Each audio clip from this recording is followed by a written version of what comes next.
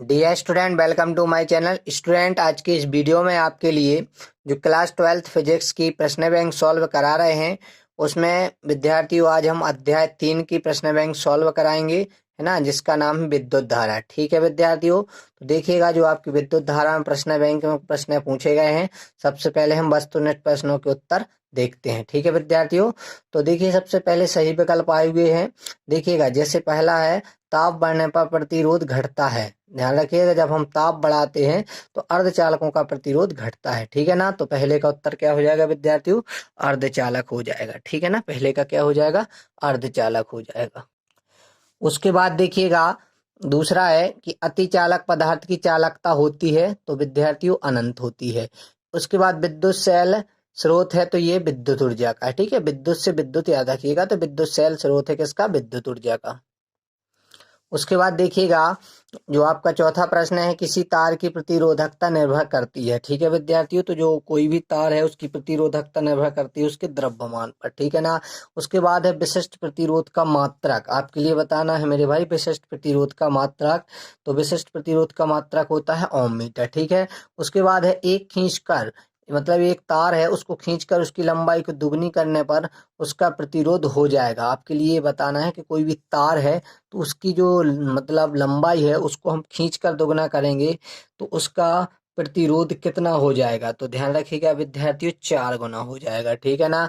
उसके बाद आपका सातवां है कि जो विभव प्रवणता है, विभव प्रवणता का आपके लिए एसआई मात्रक बताना है। ठीक है विद्यार्थियों, तो विभव प्रवणता का जो एसआई मात्रक है वो होता है वोल्ट मीटर। ठीक है ना। उसके बाद देखते हैं आठवां प्रश्न है कि किसी चालक में जो विद्युत प्रवाह है, तो डी स्टूडेंट ध्यान रखिएगा, मुक्त इलेक्ट्रॉनों का प्रवाह होता है विद्युत प्रवाह। ठीक है ना। एम्पियर मात्रक है, तो आपको पता है ना विद्युत धारा का मात्रक है एम्पियर। ठीक है ना। निम्नलिखितों में से कौन सा संबंध सही नहीं है, ये आपको बताना है। तो देखिएगा प्रतिरोध का मात्रक ओम है, आवेश का मात्रक कूलाम है, विद्युत धारा का मात्रक एम्पियर है, लेकिन चालकता का मात्रक वोल्ट नहीं है। तो ये संबंध आपका गलत है। ठीक है विद्यार्थियों, तो इस प्रकार आपके जो विकल्प पूछे गए थे ये सभी कंप्लीट हो गए हैं। अब देखिएगा हमें बताना थे इसके रिक्त स्थान। ठीक है ना। तो देखिए पहला रिक्त स्थान क्या था विद्यार्थियों? किरचॉफ का प्रथम नियम। ठीक है ना। जो आपका किरचॉफ का प्रथम नियम है वो आपको मालूम होगा आवेश संरक्षण के सिद्धांत पर आधारित होता है। ठीक है विद्यार्थियों, तो इसमें लिख लीजिएगा आवेश। ठीक है ना, आवेश। यहाँ पे हम आपके लिए शीश से लिख रहे हैं तो आपको थोड़ा सा कम समझ में आएगा। ठीक है ना। उसके बाद देखिएगा तो विद्यार्थी उसके बाद देखिएगा कि किरचॉफ का द्वितीय नियम। तो किरचॉफ का द्वितीय नियम दोस्तों याद होगा आपके लिए कि जो किरचॉफ का द्वितीय नियम है वो आपका ऊर्जा संरक्षण के सिद्धांत पे आधारित होता था। जो आपका दूसरा है उसमें आप लिख लीजिएगा ऊर्जा संरक्षण, और पहले में क्या लिखना है आपके लिए डियर स्टूडेंट? पहले में लिखना है आवेश संरक्षण के सिद्धांत पे। ठीक है ना। तो पहला है आपका आवेश संरक्षण के सिद्धांत पे किरचॉफ का, और दूसरा है आपका ऊर्जा संरक्षण के नियम पर आधारित। ठीक है ना। उसके बाद देखिएगा तीसरा है आपके लिए विद्युत धारा। आपके लिए बताना है सदिश राशि है कि अदिश राशि है। ठीक है विद्यार्थियों, आपको क्या बताना है? सदिश राशि है कि अदिश राशि है। तो आपको मालूम होगा कि जो विद्युत धारा ये दिशा पर निर्भर नहीं करती है, इसलिए कौन सी राशि है? अदिश राशि है। ठीक है ना। उसके बाद विद्युत धारा घनत्व कैसी राशि है? तो ये आपकी सदिश राशि है। ठीक है ना, क्योंकि ये दिशा पर निर्भर करता है। अनुगमन वेग का मान लगभग खालिस्तान मीटर प्रति सेकंड होता है। आपके लिए बताना है लगभग। ठीक है विद्यार्थियों, तो आपके लिए लगभग बात करें हम तो ये होता है विद्यार्थियों 10 के ऊपर -4 की घात मीटर प्रति सेकंड। ठीक है ना। चलिए अब देखते हैं हम इसका अगला प्रश्न। ताप बढ़ने पर अर्धचालकों का प्रतिरोध खालिस्तान हो जाता है। तो आपने अभी विकल्प पढ़ा था ना, घटता है। ठीक है ना। ताप बढ़ने पर अर्धचालकों का प्रतिरोध कैसा होता है? घटता है। ठीक है ना। उसके बाद देखिए सातवां है ये कि सेल के खुले परिपथ में उसके इलेक्ट्रोड के अधिकतम विभवांतर को क्या कहते हैं? विद्युत वाहक बल कहते हैं। ठीक है विद्यार्थियों, क्या कहते हैं? विद्युत वाहक बल कहते हैं। उसके बाद देखिएगा जो आपका आठवां है, सेल के दोनों इलेक्ट्रोड के बीच की दूरी बढ़ने पर सेल का आंतरिक प्रतिरोध भी क्या होता है? बढ़ जाता है। ठीक है विद्यार्थियों, क्या हो जाता है? बढ़ जाता है। उसके बाद देखिएगा नौवां है पारे का प्रतिरोध ताप बढ़ने पर बढ़ता है। ठीक है ना। ध्यान रखिएगा ये भी ताप बढ़ने पर इसका प्रतिरोध क्या होता है? बढ़ता है। ठीक है ना। अब इस प्रकार आपकी ये रिक्त स्थान तो हो गए विद्यार्थियों, बहुविकल्प हो गए। अब देखना है हमें एक वाक्य में उत्तर। ठीक है ना। तो देखिए अनुगमन वेग और विद्युत क्षेत्र की तीव्रता में क्या संबंध है। तो अनुगमन वेग है जो उसके अनुक्रमानुपाती होता है विद्युत क्षेत्र की तीव्रता के। ठीक है ना। तो आप यही लिखिएगा कि जो आपका अनुगमन वेग है VD, ये विद्युत क्षेत्र की तीव्रता के क्या होता है, अनुक्रमानुपाती होता है। ठीक है विद्यार्थियों, इसमें आप यही लिख दीजिएगा विद्युत क्षेत्र की तीव्रता के अनुक्रमानुपाती होता है। एक तार को खींचकर उसकी लंबाई तिगुनी कर दी जाए तो उसका प्रतिरोध कितने गुना हो जाएगा, ये आपके लिए बताना है। ठीक है विद्यार्थियों, जब हम उसकी लंबाई को तिगुना कर देंगे ना तो उसका प्रतिरोध 9 गुना हो जाएगा। ठीक है विद्यार्थियों, क्या हो जाएगा, उसका प्रतिरोध 9 गुना हो जाएगा। ठीक है ना। विभव प्रवणता का एसआई मात्रक। ठीक है ना।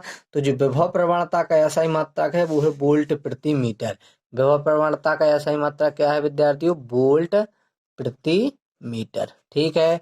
उसके बाद देखिएगा अगला है कि जो आपका व्हीटस्टोन सेतु कब सबसे अधिक सुग्राही होता है। कब सबसे अधिक सुग्राही होता है, तो जब इसकी चारों भुजाओं का प्रतिरोध लगभग समान हो। ठीक है ना। जब इसका जो चारों भुजाएं हैं उसका प्रतिरोध क्या हो, समान हो। ठीक है। अनुगमन वेग पर ताप पर क्या प्रभाव पड़ता है।